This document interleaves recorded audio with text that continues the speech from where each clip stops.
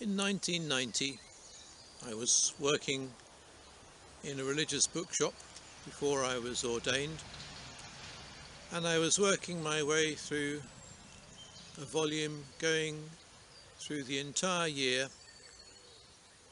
passage by passage, with a certain Christian author, a little extract from his writings each day of the year.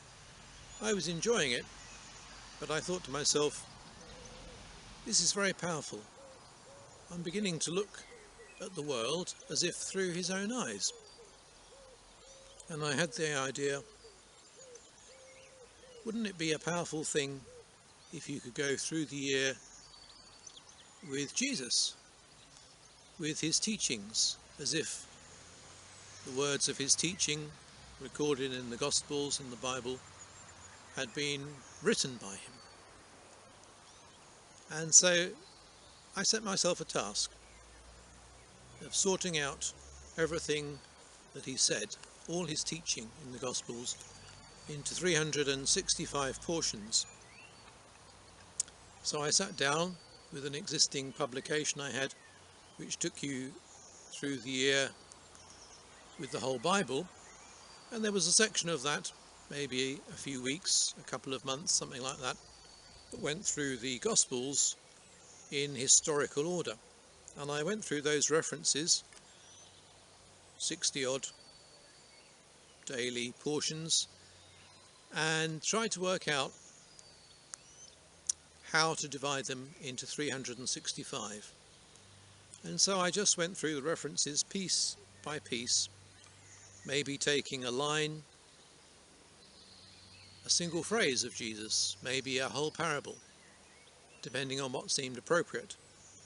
And I started with January the 1st, the first thing Jesus ever said in the Gospels: "Did you not know that I would be found in my Father's house?" when he was aged 12 and got lost in the temple in Jerusalem, split up from his parents. And I went through piece by piece, worked my way through the days of the year.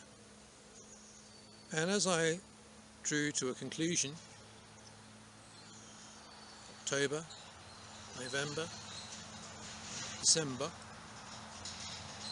it looked more and more like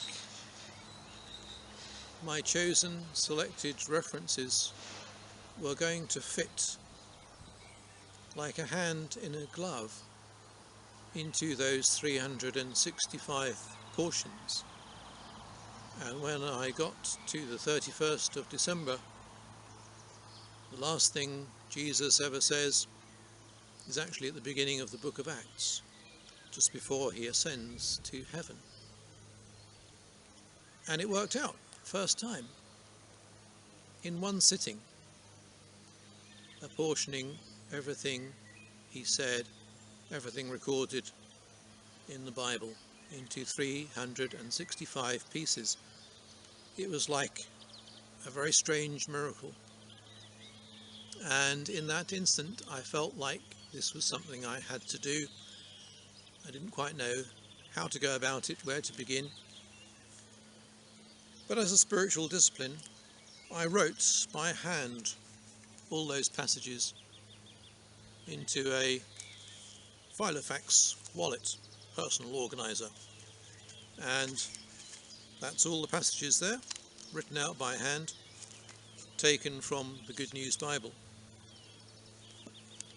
Then a few years later I acquired my first computer, and I typed out by hand, or with 2 fingers to be precise, all those passages. But this time I used the New International Version, and with the help of a special parallel text that shows the synoptic gospels side by side, I sort of mashed them all together into one hybrid text, 365 portions from the NIV. And I printed that, gave it out to a few friends, left it at the back of church for people to have. And a few years later I had the idea that it would be nice and interesting to put that text into my own words, maybe a paraphrase. And in 2013 I had a 3-month sabbatical, and I was able to give my head, my brain, my mind, cleared of any distractions, to that task. And so I sat down with all those original portions that I'd written and typed and printed, and I meditated prayerfully on each passage, one by one. And having meditated and thought, prayerfully chewed it over, then I would open my mind and say to God, what would you like to say through this? And in each case, 365 times over, an answer came, which I wrote down, and it became this. I call it Christ for a New Age. It's taking the essence of his teaching in the Bible and bringing it into more of an accessible context, a universal language.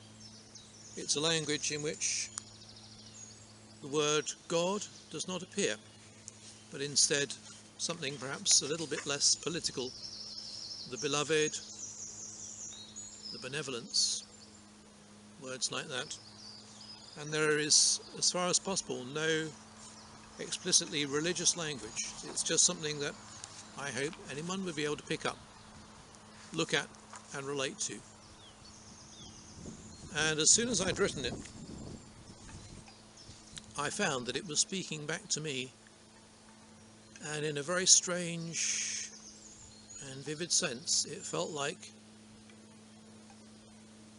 they were not my words, but they'd come to me from somewhere outside of myself, somewhere bigger, somewhere higher, and I had simply been a filter, a vehicle, a conduit for divine thought.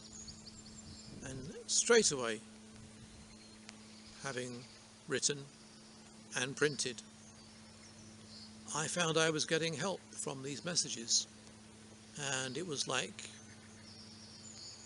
not my own quaint little phrases, but Christ speaking to me.